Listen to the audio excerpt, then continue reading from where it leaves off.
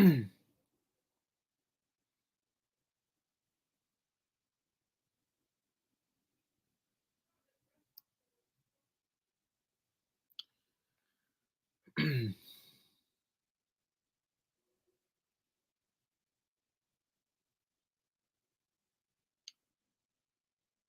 Shalom, shalom. First and foremost, I want to give all praises, honor, and glory to Yahweh, Bahasham, Yahweh Shai, Bahasham, Rachak Kudash. Double honors to the elders and the apostles of Great Millstone, and peace and blessings to the elect. All right. And yeah, this is just a quick impromptu video that I wanted to do. I was watching this video here called Fringe, done by GMS Costos by Amath, which is a very good video. Definitely recommend, brothers and sisters to check it out. Okay. And as I was watching the video, the brother was going into some very good and interesting points dealing with the law being, as he was going into a shadow, or the surface. Okay. Pretty much the surface um of things. Okay. And that there's actually, if you have something on the surface, then you have to go, you got to look at what's at the core, and that's what he's pretty much going into now. As he was mentioning this, the precept that came to mind was written. I have two of them here in Colossians 2 as well as Hebrews 10, dealing with what Paul said about a shadow, okay, of things to come. Okay, a shadow. And as I was thinking of shadow, shadow, shadow, it just kept popping in my head, and it just kept making sense. Different points just kept coming to my head. So I was compelled in the spirit to do this video. Okay, so now dealing with the law, all right, being a shadow or being likened onto a shadow of things to come. When you look at a shadow, right, if somebody is dark, and you have somebody coming or walking or going somewhere, and you see a shadow is cast, pretty much like on the ground or on a wall somewhere, and it's just like a dark image, right? Or not an image, a dark figure of whatever it is that is casting that shadow. But the shadow itself is not the actual person or the figure that's casting the shadow. Okay. The shadow, and when you look at a shadow can only give you so much information.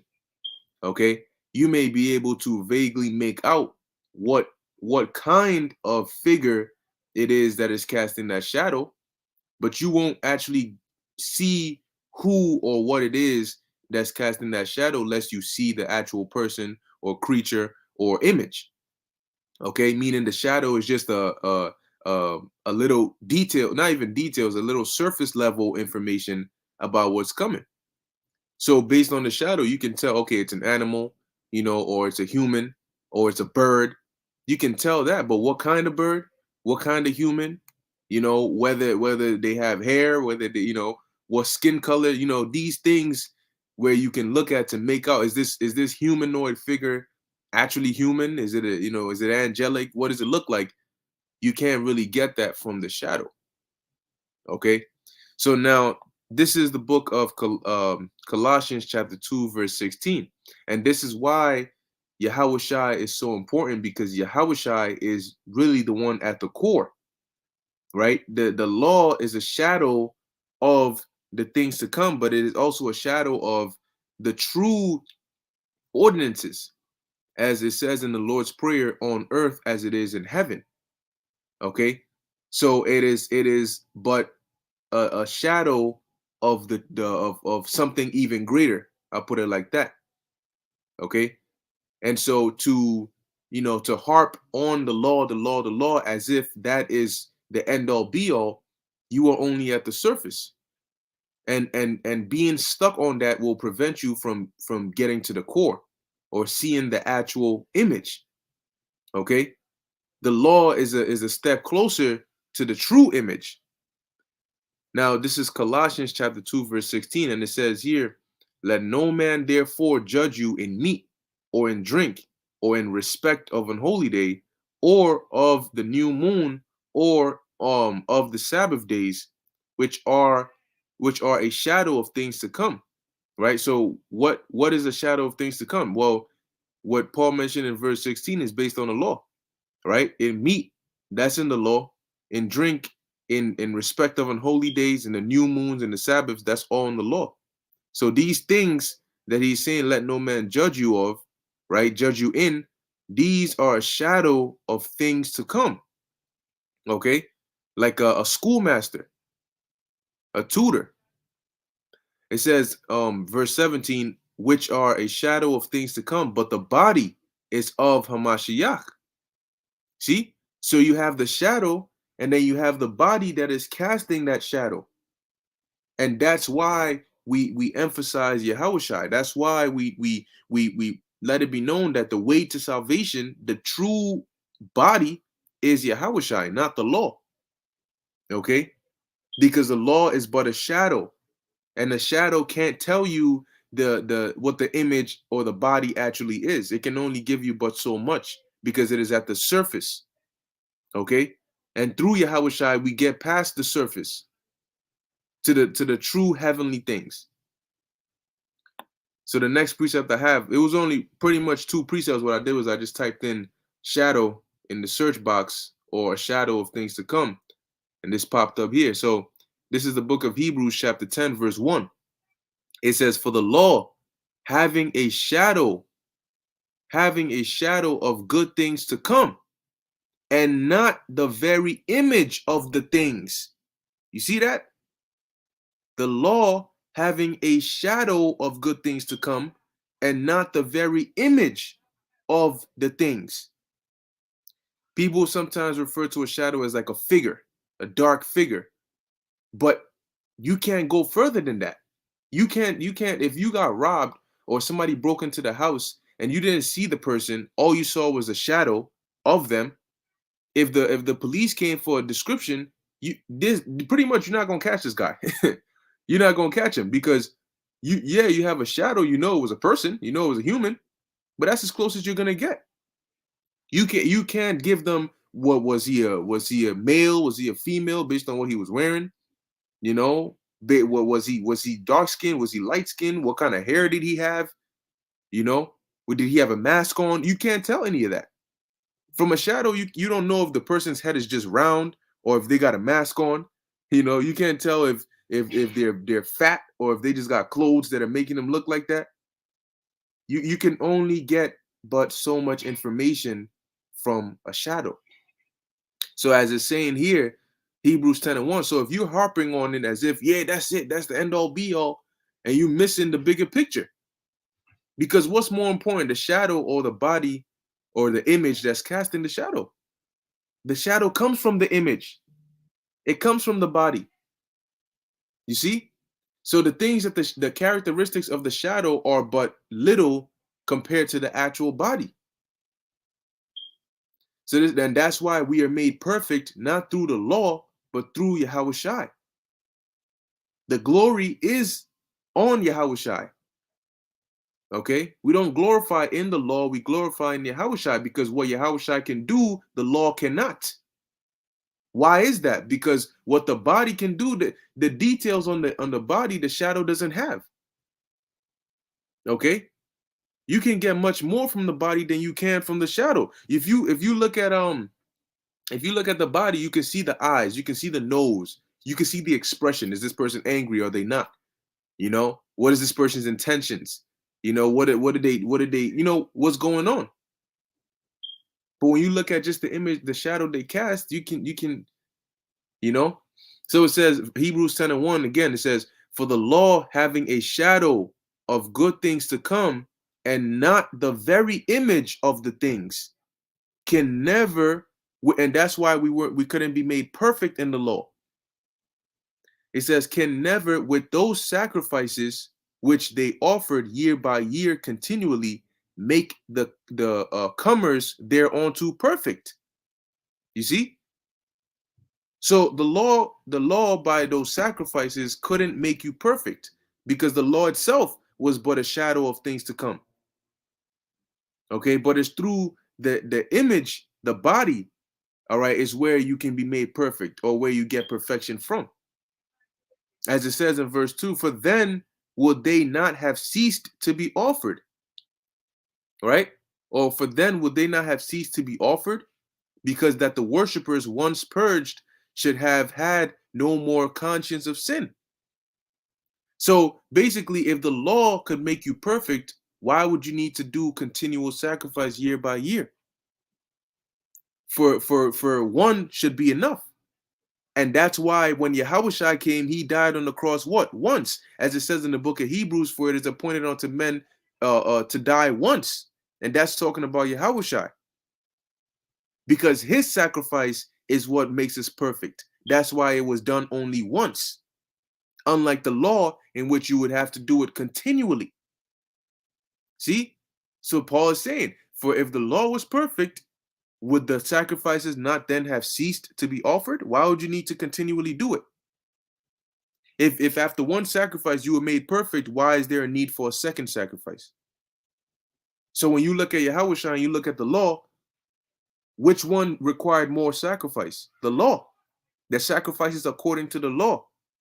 And even in the multitude of sacrifices, we were still not being able to make. We were still not able to be made perfect.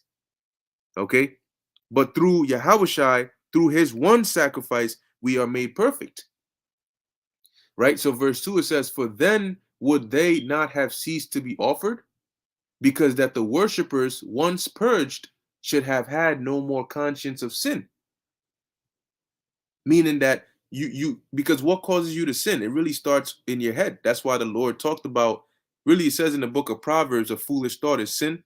All right, but the Lord said anybody that looks upon a woman to lust after her, and that's dealing with a woman, a married woman, you you have committed adultery already in your heart, because that's where it starts. See, so it says they should have had no more conscience of sins. So if their mind, if their inner thoughts were purged, then would sin cannot flow outwardly. Okay, you can't commit sinful actions if you're not, if you don't have that sin inward, because what shows outwardly comes from within. That's why the Lord said it is not what goeth into a man, but what comes out of a man that defiles them. See? So if what's within you is corrupt, what comes out of you will also be what? Corrupt. Can a corrupt tree bring forth good fruit? No. Because where does the fruit come from? It comes from within the tree. And if the tree is corrupt, then whatever comes out of the tree will be what? Corrupt. But if the tree is good, what's going to come forth of the tree? Good. So if your conscience or your inner man is good, what's going to come forth? Good. The problem now is we are striving to have that inner perfection, because we have to fight against what? The flesh. But when the Lord comes and changes our bodies, then, all right, then we will be completely perfect. But it started with Him going on the cross and being that sacrifice. Okay, verse 3 says, "But in those sacrifices there is a remembrance again made of sins every year." Why? Because those sacrifices couldn't make you perfect, because they were a shadow. They could get you close, but they couldn't make you perfect, because they were a shadow. But when the actual image came, which was Yahushua, through Him we would be made perfect by His sacrifice once.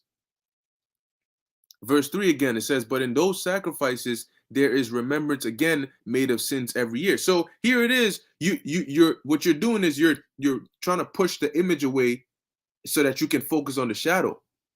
When really the shadow is supposed to lead you to what? To the image. If you see a shadow of somebody, then you can see, well, where's the shadow coming from? Okay? When you see somebody, you don't look for their shadow, but when you see a shadow, you look for the image.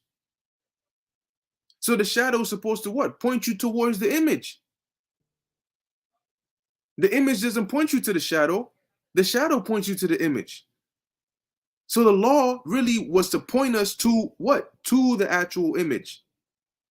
But you got people that are trying to throw away the image and harp and focus on the law as if that's gonna make you perfect, or that's gonna do something for you.